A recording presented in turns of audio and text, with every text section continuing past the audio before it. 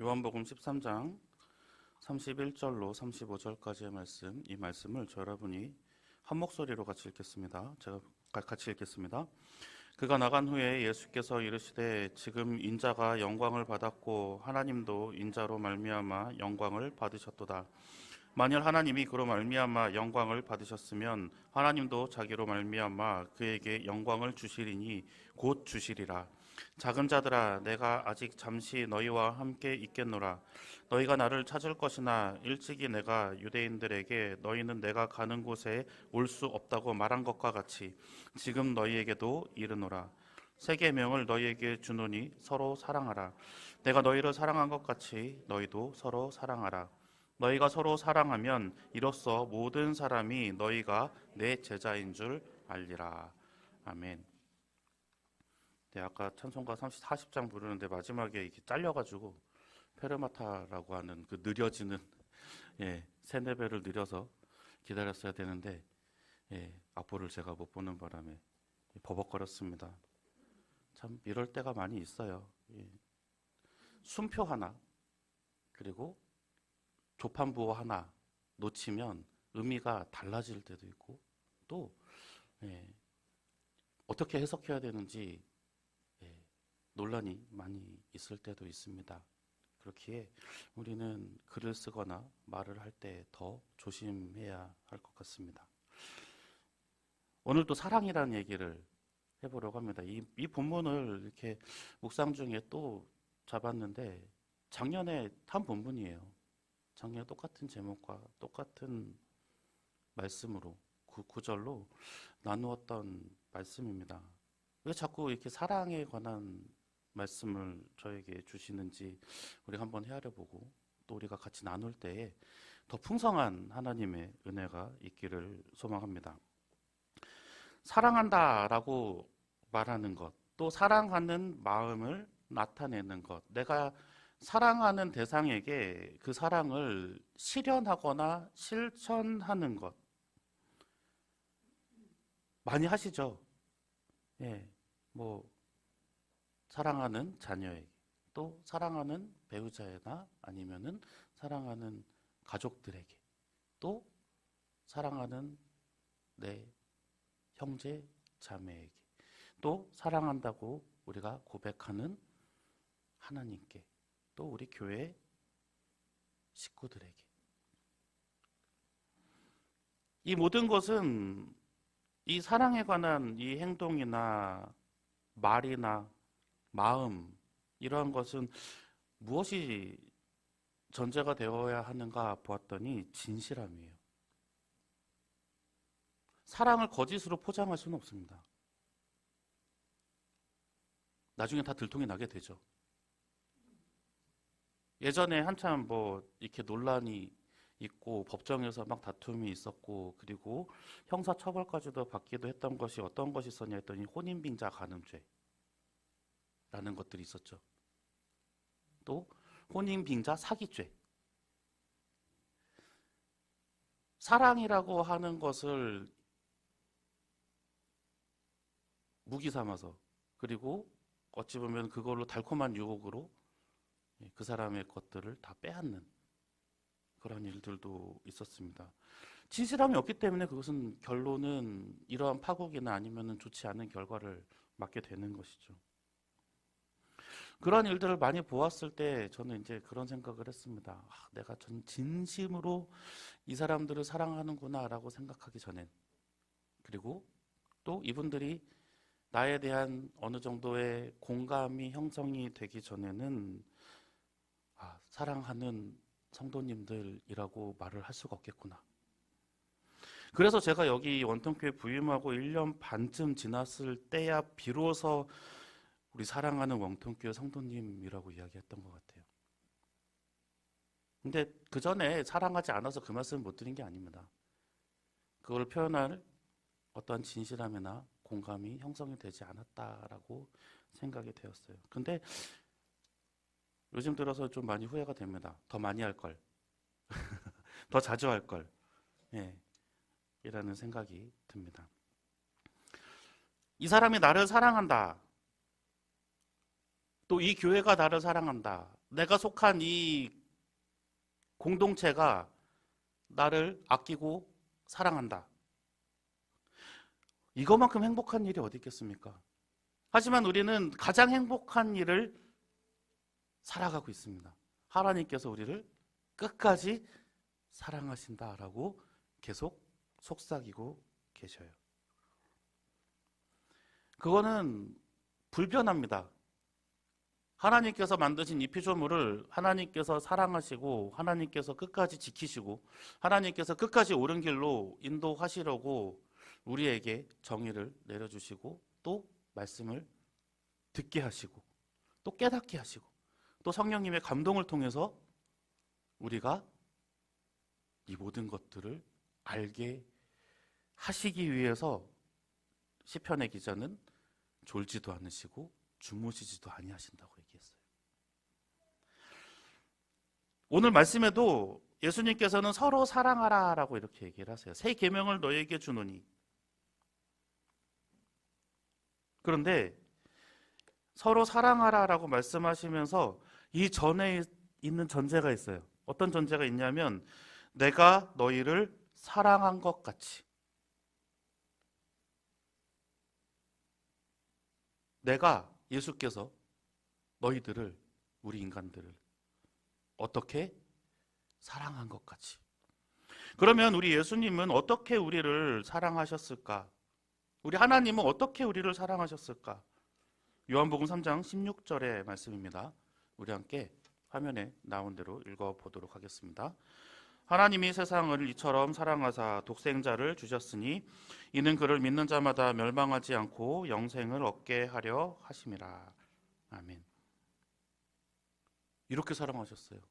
독생자를 주실 만큼, 그 독생자를 고난에 빠지게 할 만큼, 아니요, 그 고난에 빠지기도 전에 가장 높은 자리에서 정말 낮고 천한 인간의 모습으로, 인간이 아무리 개미를 사랑한다 그래서 개미가 될 수는 없습니다. 개미처럼 행동하지 않잖아요.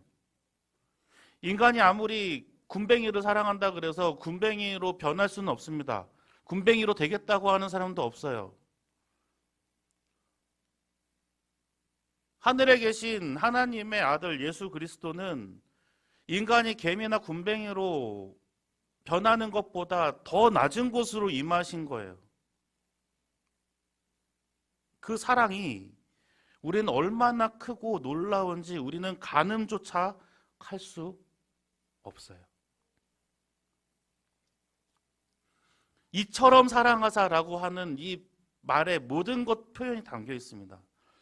뭐 하늘만큼 땅만큼 바다만큼 무엇만큼 얘기를 할 수 없어서 이처럼이라고 이야기를 하는 거예요. 어떠한 말로도 표현할 수 없고 어떠한 말로도 형용할 수 없는 그 사랑 때문에 이처럼 얼만큼? 하나님만큼, 하나님의 마음만큼 사랑해서. 그래서 오늘 본문에 보면은 이런 사랑의 표현이 너무나도 잘 담겨 있어요. 오늘 본문 31절에 처음에 보면은 그가 나간 후에 라고 시작을 하고 있습니다. 그가 나간 후에, 그가 누굽니까? 가룟 유다예요. 가룟 유다가 예수를 배반하고 이제 실행에 옮기기 위해서 밖으로 나갑니다. 이제 하나님의 때가 오셨음을 예수는 알고 계셨어요. 그때는 언젠가 하나님의 사랑을 실천할 때예요. 하나님의 사랑이 어떻게 임하는가?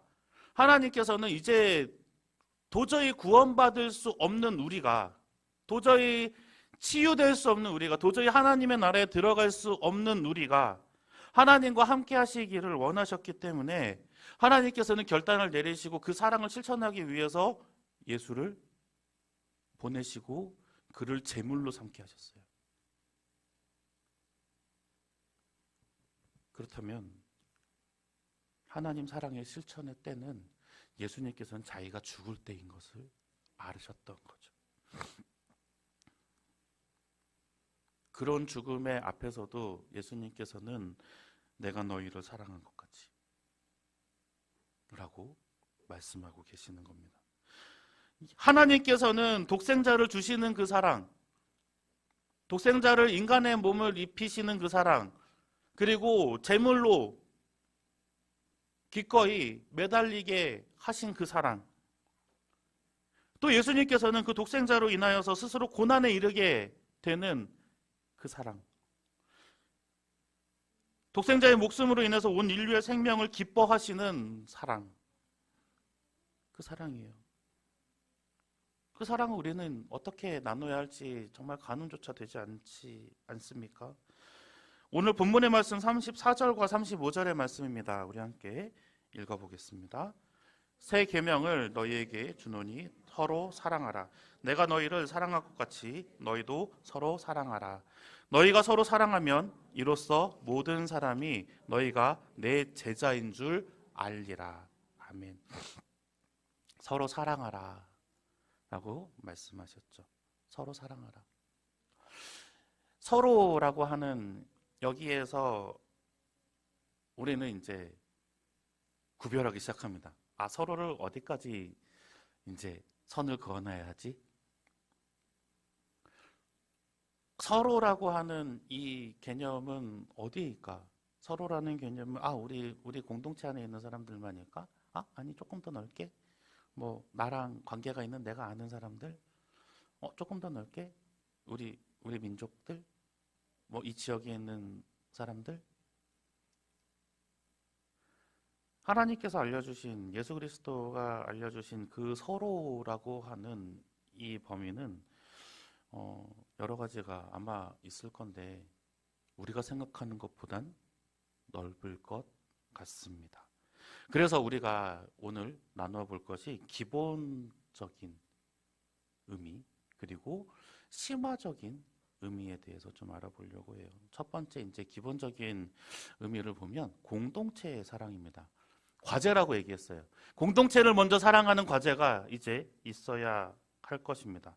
교회 안에서 가족, 친지들 간의 사랑, 그리고 같은 시간과 공간을 공유하는 사람들 간의 사랑, 직장, 뭐 여러 곳에서 우리는 서로라는 단어를 통해서 관계를 맺고 있습니다. 서로나 아니면 우리.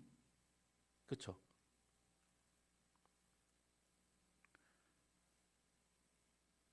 왜 과제라 얘기를 드렸냐 하면 이 모든 공동체 안에서 모든 사람들과 다 친분을 쌓고 지내는 사람은 거의 없습니다. 그렇죠? 다 사랑하지 않아요. 나랑 생각이 다르고 또 가치관이 다르고 중요시 여기는 그 중점 내용들이 달라요. 또 어떤 사람은 내가 하는 일마다 나를 못 잡아먹어서 안달이든지 아니면은 내 발목을 자꾸 붙잡는 것 같이, 또 어떤 사람은 내가 일을 막 열심히 가르쳐줘도 하나를 가르쳐주면 10개를 까먹는 것 같아요. 군대에 있을 때 그런 애가 있었습니다. 제 인내심을 막 시험하더라고요. 근데 제 동기, 이제 같이 입대한 동기가 그 후임병을 1년 3개월 동안 정말 잘 가르치는 거예요. 그래서 속으로 저런 애가 나보다 더 목사가 돼야 될 것 같은데 라는 생각을 했습니다. 막 그런 사람도 있어요.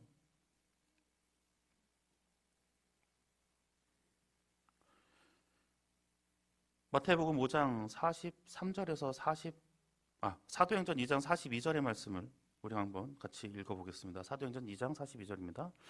그들이 사도의 가르침을 받아 서로 교제하고 떡을 떼며 오로지 기도하기를 힘쓰니라. 아멘. 가장 모범적인 교회의 모습입니다.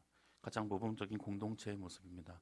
가장 모범적인 하나님을 향한 사람들의 삶의 자세입니다. 이렇게 살아야 돼요. 서로 교제하고 서로라고 이야기하는 이 서로가 불특정 다수, 모든 사람들과 서로 교제하고 떡을 떼고 오로지 기도하기를 힘쓰니라. 나랑 마음이 맞고 나랑 친하고 나랑 말이 잘 통하고 나랑 가치관이 같은 사람들과 친하게 지내고 서로 사랑하는 것은 당연해요. 할 수 있습니다. 하지만 그렇지 않은 사람들과도 사랑할 수 있어야 하는 것이, 그것이 바로 우리에게 첫 번째 내려주시는 기본 과제입니다. 두 번째, 이제 심화 과제가 있어요. 두 번째는 뭐냐면 원수까지도 사랑하라. 마태복음 5장 43절에서 44절까지의 말씀입니다. 함께 읽어보겠습니다. 또 내 이웃을 사랑하고 나는 너희에게 이르노니 너희 원수를 사랑하며 너희를 박해하는 자를 위하여 기도하라. 아멘. 원수라고 하는 이 단어의 뜻을 한번 검색해 봤습니다. 원한을 품을 정도로 증오하는 사람이나 집단. 원한을 품을 정도로. 원수. 그럼 원수를 갚으면 어떻게 될까요? 원수가 해결될까요? 이제 그 당한 사람이 또 원수가 되겠죠. 그 원한이 생겼어요. 원수를 갚는 것은 이제 복수라고 하죠. 그래서 복수는 끝이 없어요. 네가 나를 한 대 때렸어. 그래, 그러면은 넌 2대 맞아. 네가 날 2대 때렸어. 그럼 넌 4대 맞아야지. 점점 커져 나갑니다. 상처밖에 없어요. 전쟁도 마찬가지예요. 내가 피해를 더 많이 받았고 저들은 덜 받았으니 더 많이 맞아야 되고 더 많은 배상을 해야 되고 더 많은 것을 핸디캡을 줘야 된다. 서로 협의가 안 되죠. 그럼 또 싸워요. 이 굴레를 끊어내는 방법은 뭘까요?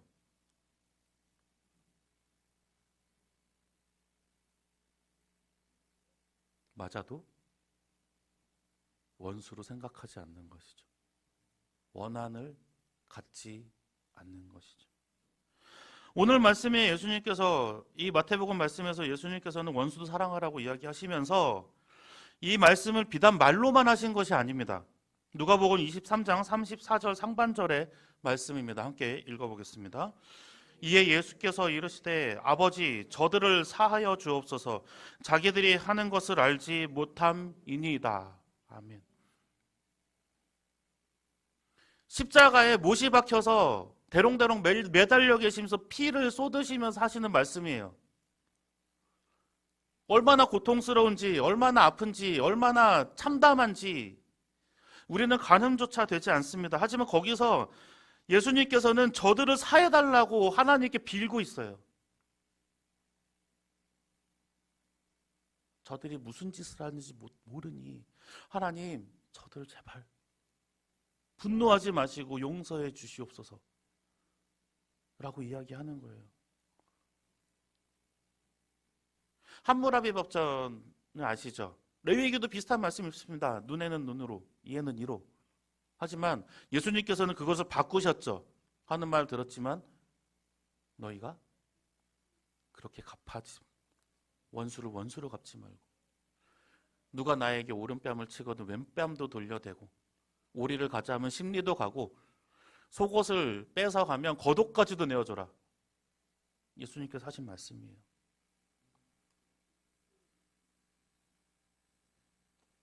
실천하시면서 우리에게 가르쳐주신 이 심화 학습입니다. 너무 힘들어요. 정말 힘들어요.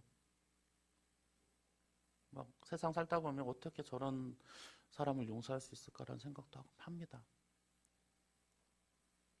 그런데 예수님의 시선에서 우리를 바라볼 때 예수님은 우리를 용서하셨어요. 정말 하나님의 나라에 갈 수 없는 우리들을 예수님께서는 용서하시기 위해서 오셨어요.